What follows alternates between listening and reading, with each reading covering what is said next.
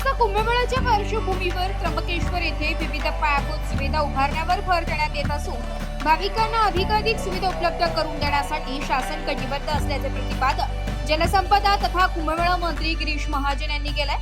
सिंहस्थ कुंभमेळ्याच्या पार्श्वभूमीवर त्र्यंबकेश्वर येथे उभारण्यात येणाऱ्या ध्वजस्तंभाचा शिलान्यास सोहळा आज उत्साहात संपन्न झाला।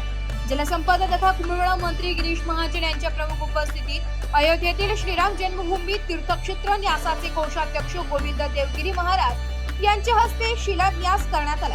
कुशावर्त तीर्थ येथे हा समारंभ पार पडला। त्यावेळी मंत्री गिरीश महाजन बोलत होते।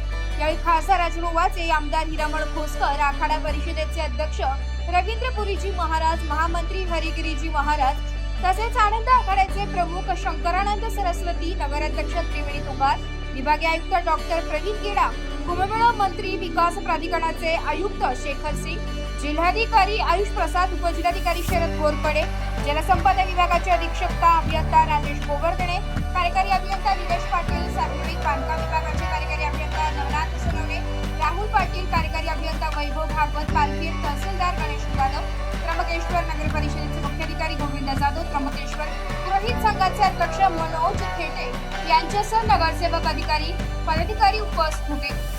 कुशावर्ती तीर्थावर ध्वजस्तंभाचा शिलान्यास सोहळा वैदिक मंत्रोच्चारात व भक्तिमय वातावरणात उत्साह संपन्न झालाय।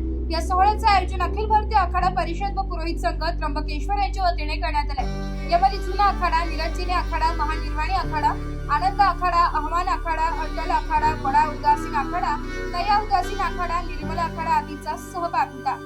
ब्युरो रिपोर्ट, नाशिक लोकशाही न्यूज, नाशिक।